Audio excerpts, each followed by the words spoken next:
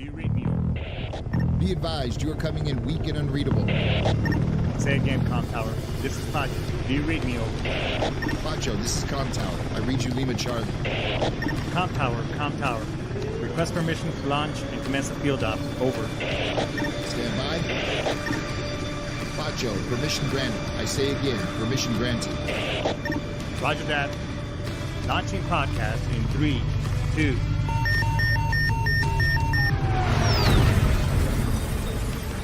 You are now entering the field up with your host, Pacho Correa, Chief Warrant Officer 3, United States Marine Corps retired. Get some. Hurrah!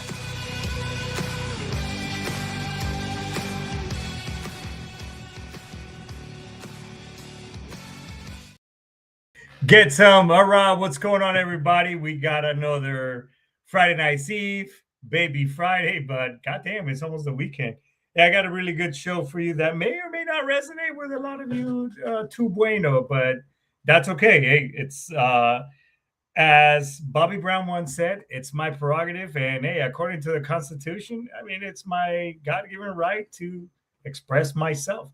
And so I just want to preface, before I get started, I just want to preface the show with, hey, these are just my thoughts and opinions. This is not a political stance or whatsoever. I'm just expressing, basically who I, just some things that I've seen over the last couple of weeks.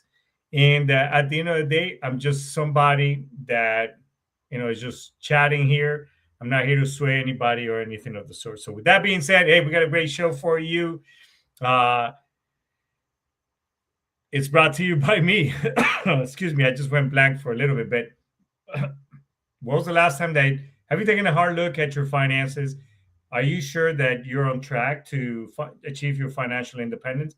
Most Americans, on average, don't have more than $7,000 in the bank, and people live paycheck to paycheck.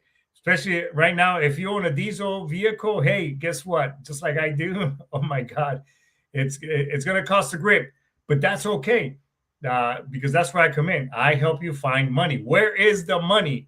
I help you find money and put strategies together so that not only can you be able to afford put gas in that diesel, but also you can sleep good at night.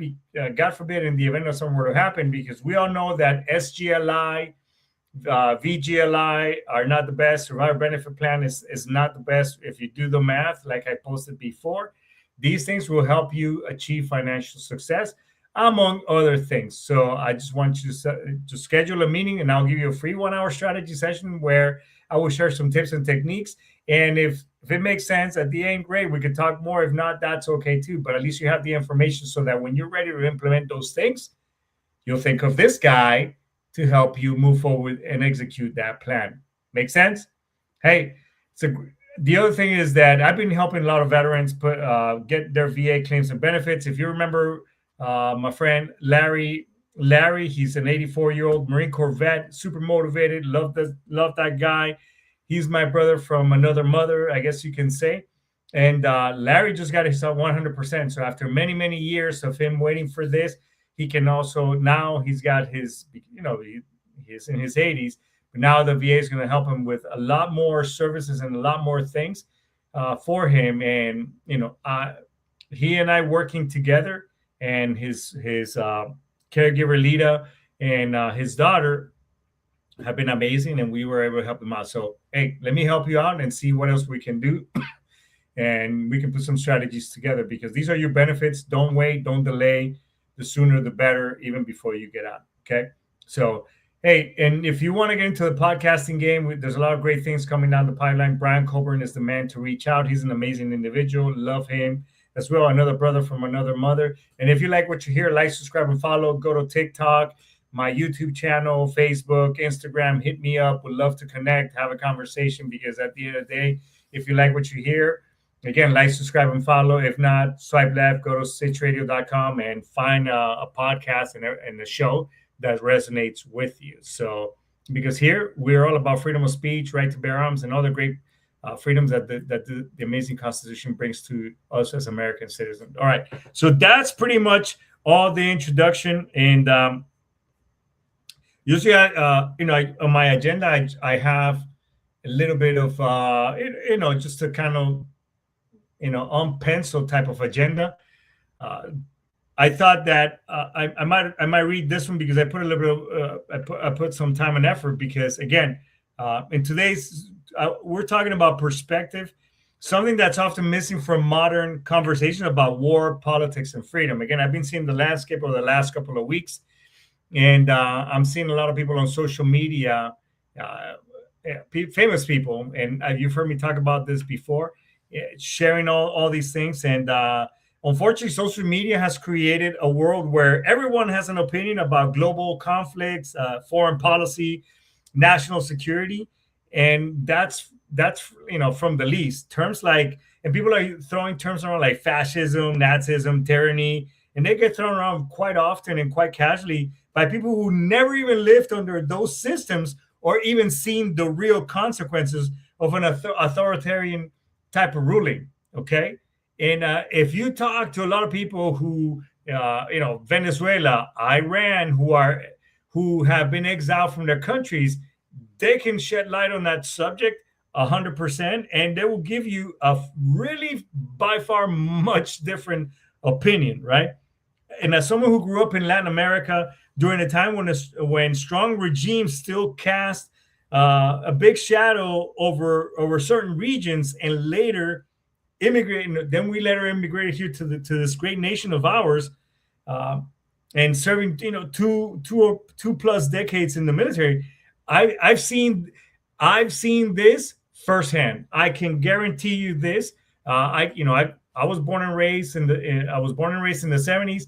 I came here in the early 80s when I was only 12 years old. So I lived in those countries. I remember watching TV, and I remember watching a lot of things that it just it's crazy. And again, a lot of you aren't even privy, but if you Google old TV newscasts, I mean, they used to, in countries outside of the U.S., they show some gory shit on TV as part of the news, because I mean that is the reality that a lot of people outside of the U.S. they live even to this very day. Okay, and it's not like everybody had a phone back then and everything else. So this episode isn't about telling one what to believe politically. By far, it's that. It's about understanding the weight of freedom and the responsibilities that comes with it, and basically the reality that maintaining peace in a complicated world sometimes require making some very, very difficult decisions, folks. So, you know, what we got here is it's what I like to call the silent quarterback problem, and the abuse of these big ass words that are being thrown around. So you know social, yes, and look, I use social media all the time. I mean, shit, I mean, here's my phone, and we take these things not all throughout the house. First thing we grab is when we wake up, it's your phone. We walk around with it from the kitchen, from the bathroom to the kitchen to all over the house. I mean, some people even take it that much further, but excuse me, we're pretty much tethered to these things. Let's just call it for what it is. Even me, okay? I'm not perfect. So, but every social media has turned everybody into a geopolitical commentator. Everybody's got a voice. Everybody's got an opinion, and everybody's reporting out there, and it's like, geez, Luis, man, there is just so much noise and chatter out there. It's insane. And then all these people are confidently weighing in wars, conflicts, national security without any context whatsoever. Yes, you know who you are. I know because I read. Even though we're still friends, and hey, I have friends in all kinds of places, like the song says, and they have their own different types of opinion. That's okay, because you want to have that balance. Not everything has to be framed or aligning with your thought process. And this is a shout out to my son, who once gave me that perspective. I was like, hey, you know what, you're right. Just because they don't align with me, that's okay too, right? But it's really easy. I will say this: it's really easy to call plays from the sidelines, when you're not even responsible for any outcomes whatsoever. Uh, People are using so and yeah. So let me just back up a little bit on that. So we have a lot of people who are famous, people who are, uh, you know, people who think that just because they have a platform that, oh, hey, XYZ is good, this person's bad, and blah blah blah, you should listen to me. It's not your responsibility, dude. It's not. I mean, it really isn't. Shut up. Shut the f up. Nobody, absolutely nobody cares. And the ones that do, I'm sorry, you need to get a hobby. You need to, I don't know, go to school or something, because those people, you know you're you're really looking at somebody from the outside that has been by far removed for a long time from what real reality is. I mean, when people are throwing terms around today like fascism, Nazism, dictatorship, tyranny. I mean, let's be real. I mean, about more than a 50% of some of these people today, even people my age, can't even spell the goddamn words.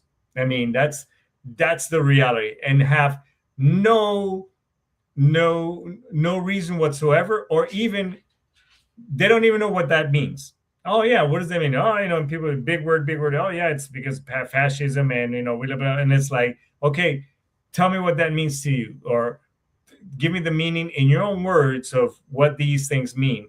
And they just kind of ramble into things that they have no idea whatsoever, or what they're talking about. So when you grow, let me tell you all something, folks. When you grow up in parts of the world where authoritarian regimes actually existed, you really understand what those words are, and carry weight.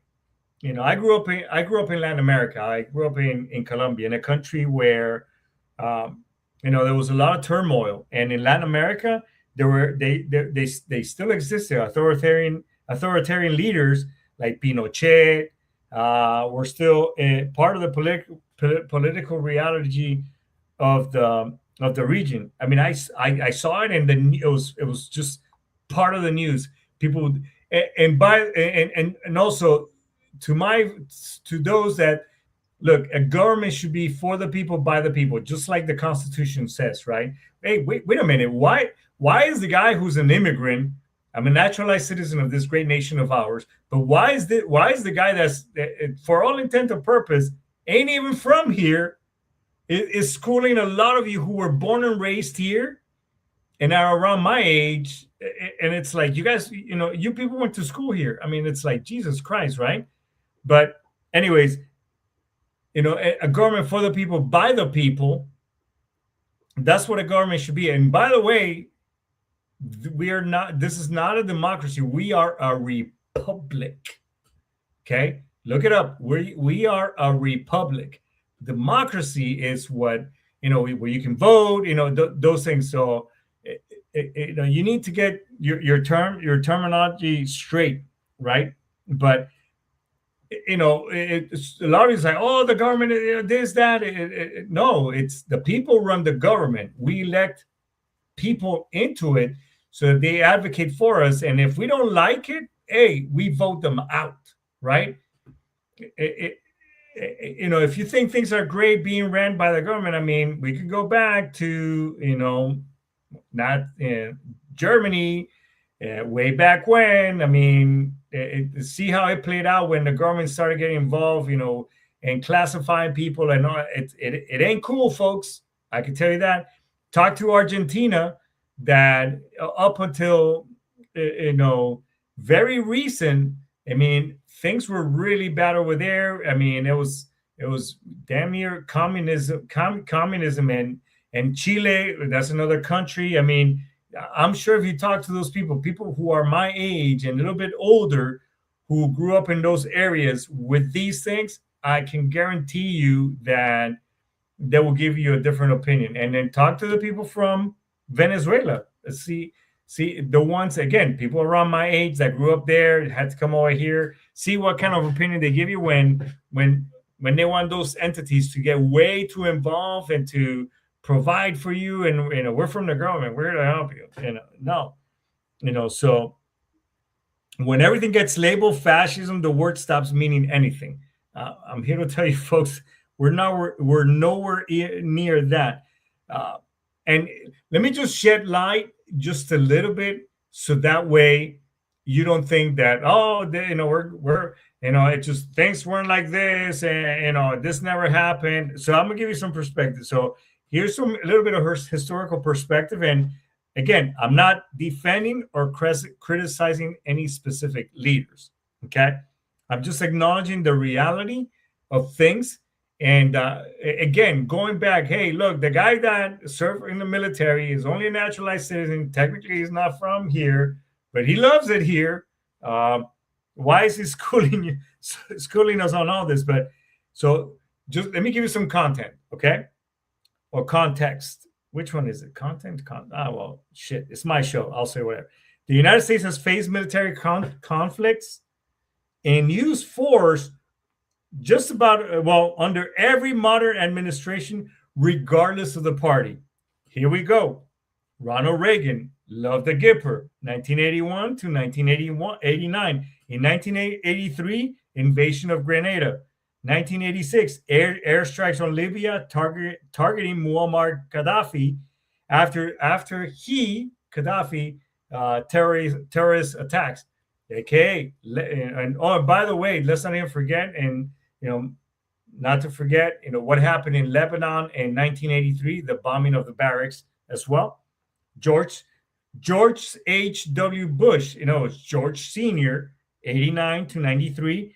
1989, Panama invasion to remove Manuel Noriega, who was a dictator at that time, killed a lot of bats, killed a lot of people, really bad dude, no bueno, was removed and brought here, and as a matter of fact, spent jailed and died in jail here in Miami, Florida. So again, excuse me, talk to any Panamanian who is basically around my age that grew up over there, that will tell you, and I will say this, that there are some Latin Hispanic figures who are from Panama, very famous, and I love what they do, but they're also chiming and they're forgetting, hey, dude, you grew up in that country, and you remember, but again, people forget where they came from, right? All right, back on it. Bill Clinton, Tricky Dick, 1993 to 2001. 1995, NATO intervention in Bosnia. Remember Bosnia? A lot of bad stuff. A lot of people were getting killed. 1998, missile strikes against terrorist targets in Afghanistan and Sudan, right? 1999, Kosovo. Again, war against Serbian forces. I mean, oh my God! And I have fellow Marines and in other armed services who deployed around that time, and they saw some stuff, and it just so it just. But let me keep going. I mean, I'm getting overly excited. George W. Bush, the son, 2001 to 2009, Afghanistan, war after 9/11. 2003, the Iraq War, right? Oh, here's my favorite. Barack Obama, 2009, 2017, expanded Afghanistan operations. Again, I'm just identifying I'm not here to criticize, I'm just giving you perspective and I'm giving you some content, okay? Remember when he said, what a lot of people missed the message is that we're going to end the Iraq war, and then it was silent, but we're going into Afghanistan. And what did we end up going? We traded one for the other and expanded, and a lot of lives were lost.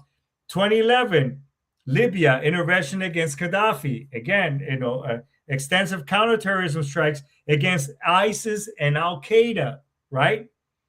And then, Donald Trump, 2017 to 2021, continued operations against ISIS. 2020 strikes against Iranian general Qasem Soleimani, remember that one?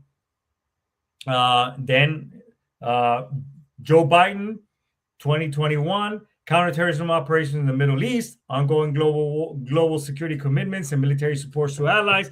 We ended up pulling out of Afghanistan. I mean, yes, out of Afghanistan. That place went to hell in a handbasket, and a lot of people were died. And then obviously, most recent now, obviously we have Venezuela, and oh, let's not forget. Oh no, we didn't get it really that involved in Ukraine, uh, but so Venezuela, and then most recently what we got in Iran. So again, a lot of people are chattering, commenting, and sharing their thoughts and opinions on this whole matter.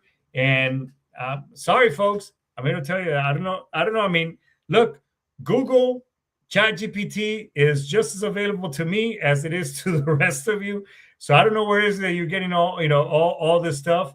And you guys are chiming all over social media and on the news and whatever else about things. And it's like, I mean, the information is right there. I mean, I just literally right before the show, I was like, hey, pull up all the and I know there's some content missing from in here because there's just again there's a lot of stuff. And me being a prior service and people who are and I having friends who still serve and who are, and even when I was in, I was privy to a lot of a lot of information that technically you folks out there shouldn't even know. And I'm here to tell you that it's just the world doesn't suddenly become.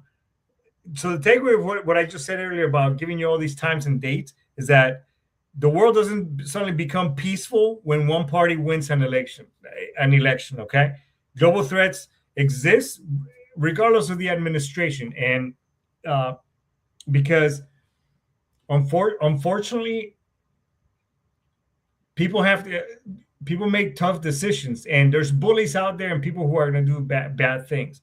And I guess towards the end, once I talk about a few things, I'll tell you what prompted me to start talking about this show, or why I wanted to kind of just coming here and shed light on the subject, I guess, or just give you some filler, because the burden of leadership and military decisions, the weight of that decision is made by those leaders, right?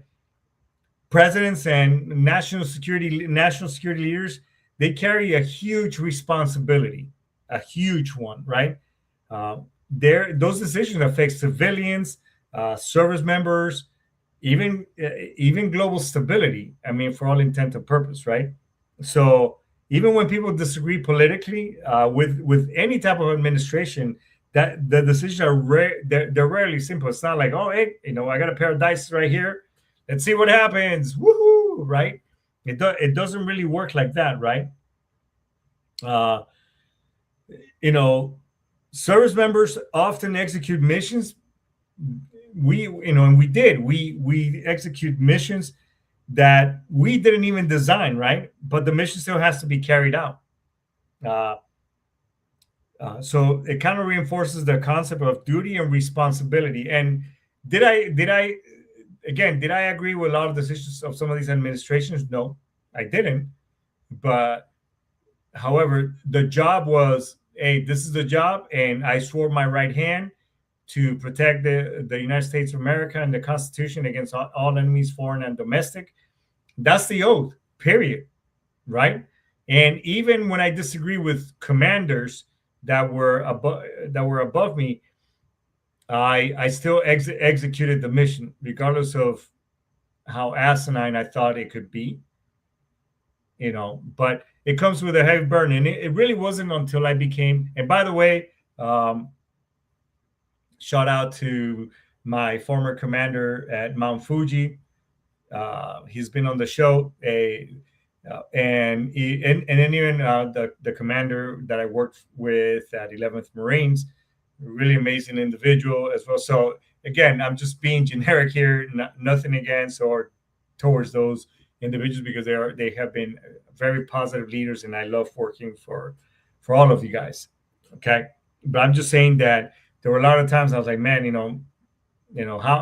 how did we come to this decision? However, I will say this, that it took for me to become an officer, uh, and even some senior enlisted. Maybe if you're the sergeant major or master gunnery sergeant, which is an E9 as well, rank equivalent to a sergeant major, maybe master sergeant, first sergeant. Some of you are privy to that information, but at the end of the day, it comes with a lot of burden. And so when I crossed over to the other side, I was like, oh wow, because those decisions can impact the lives. I gave speeches like pretty much the ones, hey, we're gonna go out there, we're gonna kick ass, take names, this is the mission, blah blah, for glory. And I mean, those speeches that I've given those, and they come with a heavy burden because any lives lost, I have to carry that burden for the rest of my life, and I'm the one who notifies those families. A lot of these commanders too. I mean, they know that this may or may not impact those lives as well. And if we lose anybody, it's a heavy burden that we got to carry for the rest of our lives. I mean, and I have lost people when we were deployed, and I remember their names, and those names will be engraved in me 100%. So when you think again, and regardless of who's sitting in that hot seat politically, I want that guy or gal to be successful, because I don't want, I don't want that person to fail. And somebody out there somebody out there has to be the lion, period.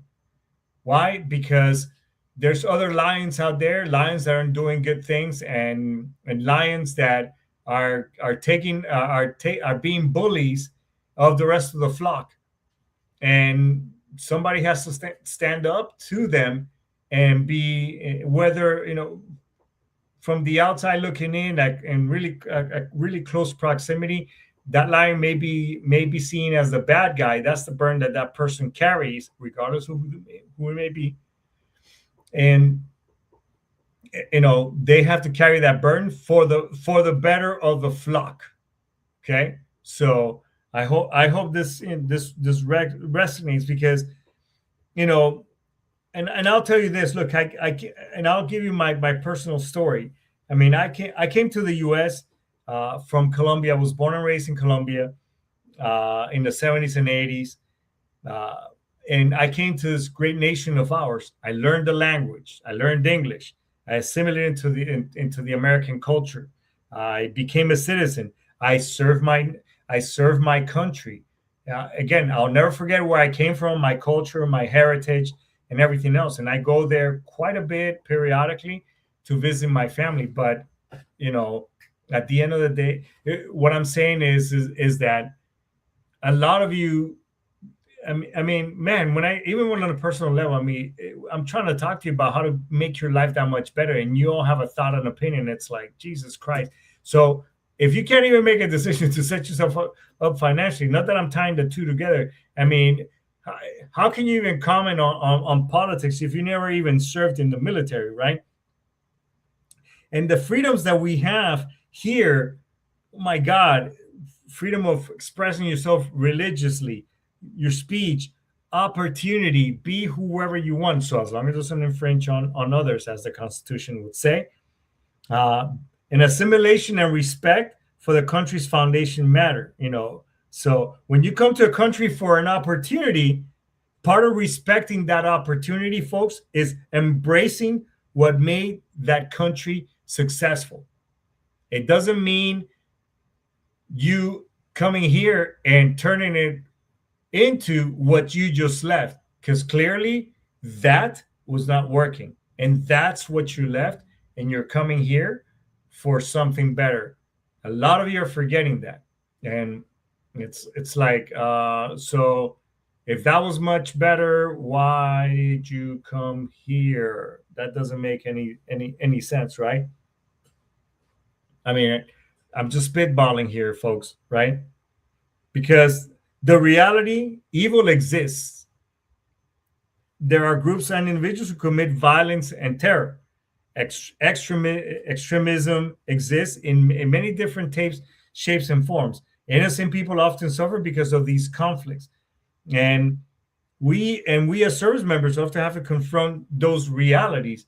And I can promise you this, especially guys who are, I mean, go on TikTok, and when those of us who joined the military, the majority, I'm not going to say all of them, but the majority of us, this is what we joined for. Whatever it is going on, that's what we join. We know we know what's up, and it's like, hey, this is what we trained for. I did it for 21 years.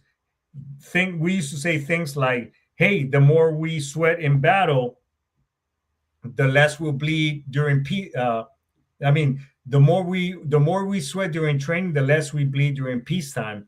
I mean, those are things that we live by, 100%. I mean, we went all out, varsity level, all that stuff. Work hard, play hard, because things like this is we signed up. When people out there, this is not what they signed up for. I'm like, bullshit. That's exactly what I signed up for. This is what I wanted. I mean, when we started drawing down and not deploying anymore, there was a lot of people out there who were really bummed out. So again, talk to a service member and one that served and has deployed. I will say this too: there are those, a small percentage, who thought, hey, I'm just gonna join this, and I don't think anything's gonna happen. And then when we get deployed, it's like, oh, I didn't sign up for this. I'm like, yes, you did, 100% you did. If you didn't, then you shouldn't have joined. Then you should have gone work at a corporation, at a factory, which is nothing wrong with that. But you should have really thought your choices here in life. So that's your fault, not the government nor the branch as well, because things are going to happen, right? The burden confronting, and I will say this: there's a burden when you confront evil in the world, and it often falls on a very small percentage on the population. Yes, less than 1% of Americans have served in the military. Think about that. Less than 1%. So when people say, "Oh, we're a military regime," we're not. We're not, folks. Stop talking out your behind. I mean, it's like, please. I mean, where are you going with this? I can guarantee that, it is. That's why it's a volunteer. It is a volunteer army as a whole, right? It is volunteer. Certain country. I grew up in a country in a time where you turned 18. Guess what? Guess what? Trucks would literally pull up into your high school in graduation and start snatching people. Let's go. You're going, because you had to do at least 1 year of military service, which to my opinion, a lot of you could use that.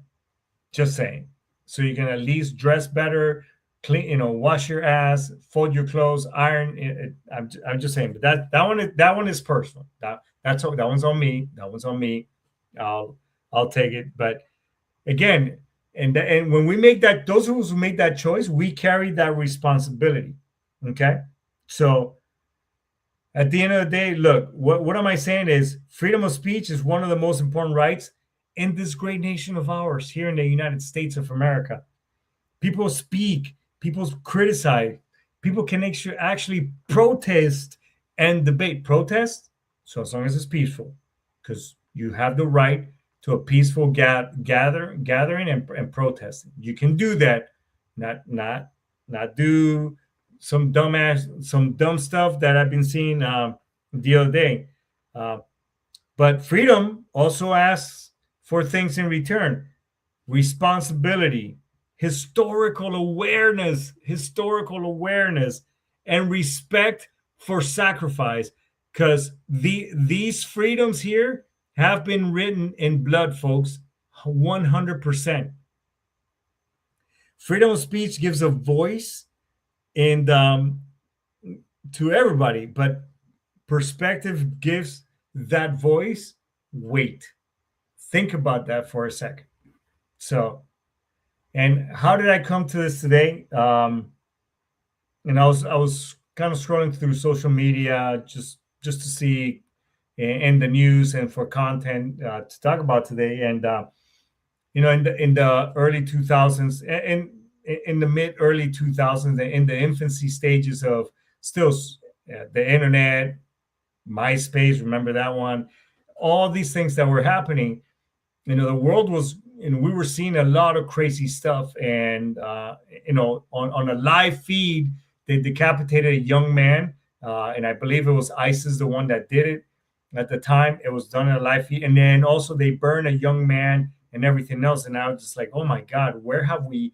Where? How did we get to where we're at today? That people have forgotten these things, that have been happening around the world, done by some really bad people, and we're seeing like, hey, we've gone from one side to a really bad extreme, and it's like, hey, people around the world all over are being persecuted, you know even for their sexual preference, for the religion, and everything else, folks.